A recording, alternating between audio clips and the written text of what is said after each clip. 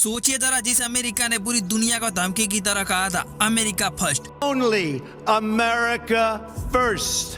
America first. वही America अचानक भारत के सामने अपना फैसला बदल देता है। भारत के सामान पर लगाया गया 50% टैरिफ सीधा 18%। यह खबर सुनते ही सोशल मीडिया पागल हो गया और लोग कहने लगे ट्रम्प मोदी के आगे झुक गया और यह भारत की सबसे बड़ी जीत है। लेकिन अगर यह सच में जीत है तो सवाल यह है, इतनी आसानी से, इतनी जल्दी? असल सवाल तो यह है, ट्रम्प को यह यू टर्न लेना क्यों पड़ा? भारत ने इसके बदले क्या दिया और क्या खोया? रूस से तेल, चीन से दुश्मनी और अमेरिका चुनाव, क्या यह सब एक ही डील का हिस्सा है? क्योंकि यह कहानी सिर्फ टैरिफ की नहीं है, यह कहानी है ताकतवर मजबूरी की और उस सौदे की जिसकी कीमत शायद हमें बाद में चुकानी पड़े। तो आखिर पर्दे के पीछे क्या चल रहा है? अमेरिका चूका या यह किसी बड़े जाल की शुरुआत है? आइए इसे गहराई से देखते हैं।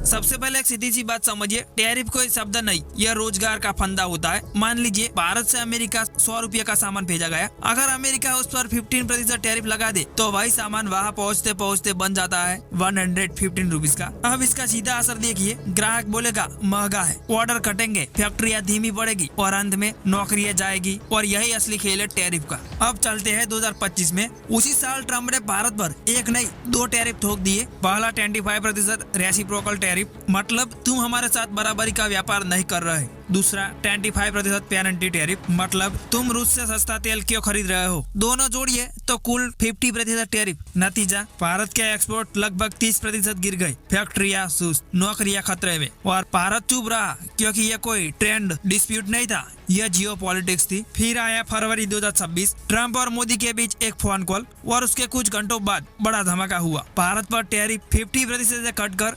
18% रह गया, जिसके बाद pharma, textile, auto parts, engineering सबको राहत मिली। शेयर मार्केट उछल गया, एक्सपोर्टर्स ने सांस ली। लेकिन असली सवाल यही से शुरू होता है, इतनी जल्दी क्यों? अमेरिका को अचानक क्या मजबूरी आ गई? क्या भारत ने बदले में कुछ ऐसा दिया जो हमें बताया नहीं गया? अब यहाँ 2 नैरेटिव चलते हैं। कहानी नंबर 1, भारत की ताकत। भारत आज 140 करोड़ लोगों का मार्केट है, चाइना प्लस स्ट्रेटेजीज का सबसे मजबूत ऑप्शन, डिफेंस, टेक, सेमीकंडक्टर में अमेरिका का जरूरी पार्टनर ट्रम्प जानता है। अगर भारत नहीं तो विकल्प बहुत कम है। दूसरी कहानी है अमेरिका की मजबूरी, चीन से ट्रेंड वॉर, सप्लाई चेन टूटने का डर, महंगाई काबू में रखने का दबाव और सामने है इलेक्शन। तो सच क्या है? दोनों कहानियां सच है। यह न दबाव था न दोस्ती, यह था नेगोशिएशन। अब आते हैं उस हिस्से पर जो सबसे ज्यादा छुपा गया। ट्रम्प ने कहा मोदी ने रूसी तेल लेना बंद कर दिया, भारत अब यूएस और वेनेजुएला से तेल खरीदेगा और भारत $500 बिलियन का अमेरिकी सामान खरीदेगा, मतलब 42 लाख करोड़। लेकिन भारत ने ऐसा कभी कहा ही नहीं। मोदी जी का पोस्ट सिर्फ इतना कहता है 18% टैरिफ कट हुआ। रूस ने भी साफ साफ कहा है